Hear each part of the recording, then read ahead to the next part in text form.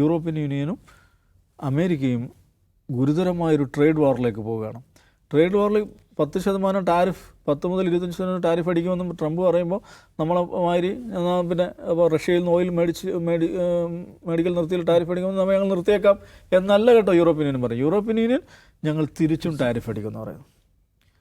Tariff അടിക്കുന്നു അവർ പറയാം. അവരുടെ പോയിൻ്റ് എന്താണെന്ന് വെച്ചാൽ ACI എന്ന് പറഞ്ഞിട്ടൊരു ക്ലോസ് ഉണ്ട് യൂറോപ്യൻ യൂണിയൻ ആക്ടിൽ, ആൻറ്റി കോഷൻ ഇൻസ്ട്രുമെൻറ്റ്. ACIയെക്കുറിച്ച് സാധാരണ പറയുന്നൊരു കാര്യം എന്ന് വെച്ചിട്ടുണ്ടെങ്കിൽ നമ്മൾ സാധാരണ യുദ്ധത്തിൽ അനുഭവം എന്താണോ അതാണ് വ്യാപാര യുദ്ധത്തിൽ ACI എന്നാണ്.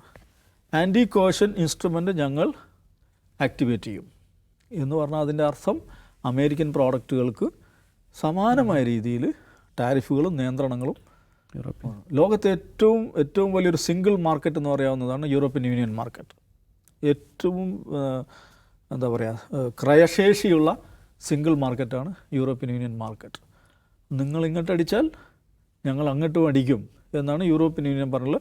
അപ്പോൾ ACI ആക്ടിവേറ്റ് ചെയ്യാനുള്ള അതിൻ്റെ പ്രാഥമിക നടപടികൾ അവരെടുത്തു കഴിഞ്ഞു. അപ്പോൾ ഫെബ്രുവരി 1 ട്രംപ് ടാരിഫ് അടിക്കുകയാണെങ്കിൽ ഇവിടെ ഇവർ ടാരിഫ് അടിക്കും.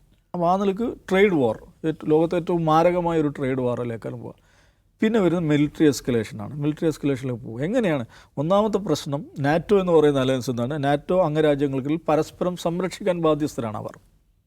ഒരു മിലിറ്ററി അലയൻസാണ്. ഒരു രാജ്യത്ത് ഏതെങ്കിലും നിലക്ക് എന്തെങ്കിലും പ്രശ്നങ്ങളുണ്ടാകുമ്പോൾ അതിനെ കൂട്ടായി സംരക്ഷിക്കുക എന്നുള്ളത് നാറ്റോ രാജ്യങ്ങളുടെ കൂട്ടായ ഉത്തരവാദിത്തമാണ്.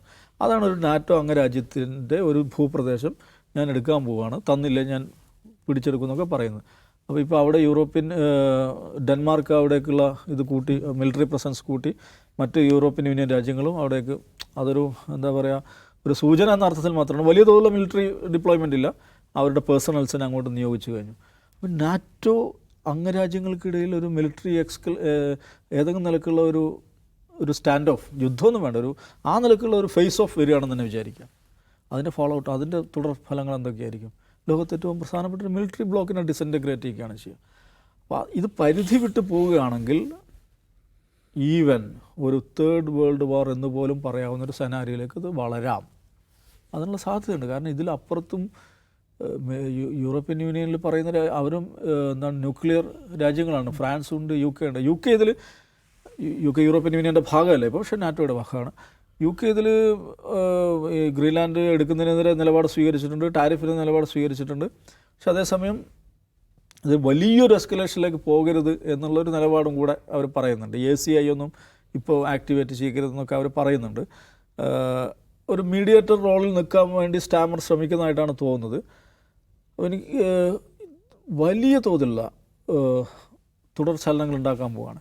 ഇതിലൊരു വലിയ തമാശ എന്താണെന്ന് വെച്ചാൽ ഗ്രീൻലാൻഡ് എടുക്കുന്നതിന് ന്യായമായിട്ട് ട്രംപ് പറയുന്നതാണ്. ചൈനയും റഷ്യയും അവർ ഈ അവിടുത്തെ മഞ്ഞ് ഉരുകിക്കഴിഞ്ഞാൽ അതിലൂടെ റൂട്ട് ഉണ്ടാക്കുകയും അവരുടെ സാന്നിധ്യം കൂടുകയും നമ്മുടെ സുരക്ഷയ്ക്ക് പ്രശ്നമാകും ചെയ്തതാണ്.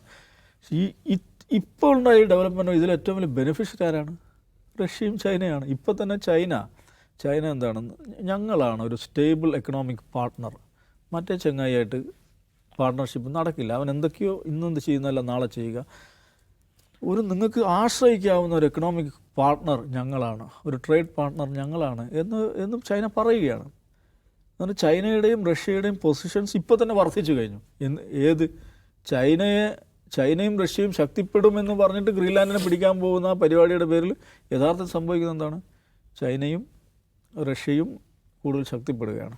ഇപ്പോൾ ഇന്ത്യ പോലെയുള്ള രാജ്യങ്ങൾ, പ്രത്യേകിച്ച് നമ്മൾ ഗ്ലോബൽ സൗത്ത് എന്ന് പറയുന്ന രാജ്യങ്ങൾ, അവർ വളരെ ശ്രദ്ധയോടുകൂടി വളരെ സ്ട്രാറ്റജിക്കായിട്ട് കാര്യങ്ങൾ ഡിസൈൻ ചെയ്യേണ്ട ഒരു സന്ദർഭമാണിത്. അതിനാൽ ഗ്ലോബൽ പൊളിറ്റിക്കൽ പൊസിഷൻ, അതിൻ്റെ ഡൈനാമിക്സ് വലിയ വേഗത്തിൽ മാറിക്കൊണ്ടിരിക്കുകയാണ്. അപ്പോൾ അവിടെ ഈ പറയുന്ന ഒരു ഡൊമിനൻസ്, വെസ്റ്റേൺ ബ്ലോക്കിൻ്റെ ഡൊമിനൻസ് അത് ഫ്രാഗ്മെൻറ്റഡ് ആയിക്കൊണ്ടിരിക്കുന്ന സന്ദർഭത്തിൽ വളരെ ബുദ്ധിപൂർവമായ നീക്കങ്ങൾ ഇന്ത്യ പോലുള്ള രാജ്യങ്ങൾക്ക്, ഗ്ലോബൽ സൗത്ത് രാജ്യങ്ങൾക്ക് നടത്താൻ പറ്റുന്ന സന്ദർഭമാണ്.